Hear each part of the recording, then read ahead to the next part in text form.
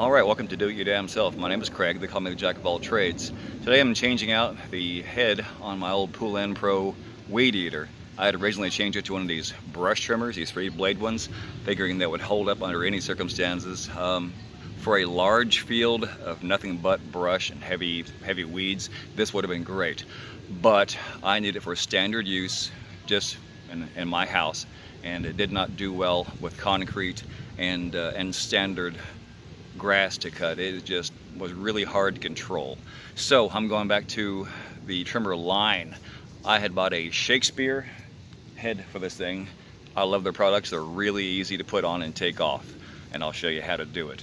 But it just did not hold up well under my circumstances. Any contact with concrete, such as sidewalks and curbs, wore down the head very quickly. I'll give you a close-up of that in a minute, and it just would not hold onto these anymore. So I'm changing it to a trimmer line attachment, also by Shakespeare, mainly just to their affordability and easy to put on. All right, I've only had this thing on here about a year and a half. It has become really thin and will not hold the blades inside there.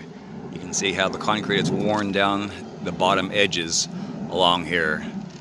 So for a large field of just heavy brush, this would have been great, but I need to come in contact with cement, so I got something with a little more meat on it. I'm going with the standard, also Shakespeare trimmer. Just push the buttons and allows the trimmer head to fit in there very easily. You have to cut your own pieces and just slip them in. You can get the pre-cut ones, or you can just get the standard trimmer line and cut it to the length that you want. It is easy to change out. It is easy to maintain. All right, I'm going to spare you the unboxing of this thing, also the instructions. I wanted to show you this. Don't let these intimidate you. If you look at the entire thing, it is going to really freak you out. So really all you need to look at is basically on this first line. Because if you look at the whole thing, it looks like a bed sheet, and it's fairly intimidating, but all you need is this one little section on here. But I plan to spare you the need for that. Just go through this very quickly. It's really a simple process. All you need basically is a wrench and a few basic tools. Here we go. All you really need to do is large nut right here. Grab it securely with that. Twist this thing off.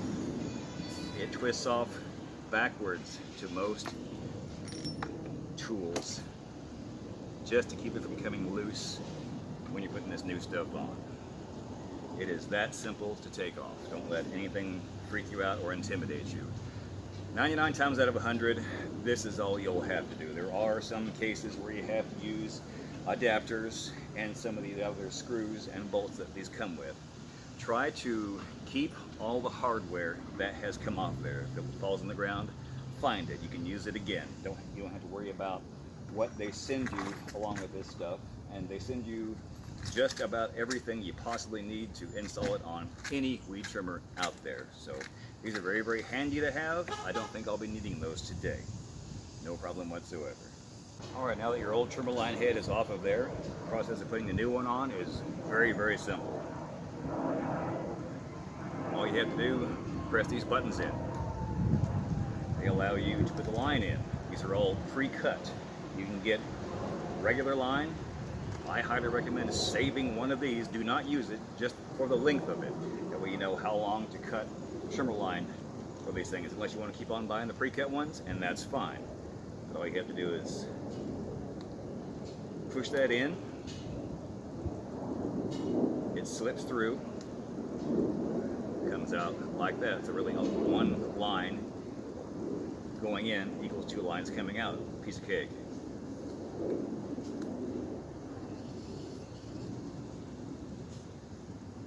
Very easy process. Putting it back on, equally a breeze.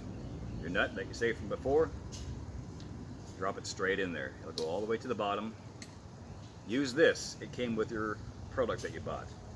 All it does, fill that gap that you hold that nut in. Put your washer on where it came off, or like so, and tighten up. The process of tightening these things is backwards from what you're used to. So it's basically lefty, tighty, righty, loosey, which is confusing, but that is the way you do it with these. That way as the line turns, it tightens and it doesn't get looser. This falls right out, no problem whatsoever. This is ready to go. So, from do it your damn self, I gotta get busy on my yard here. So, see you guys next time. Love you guys.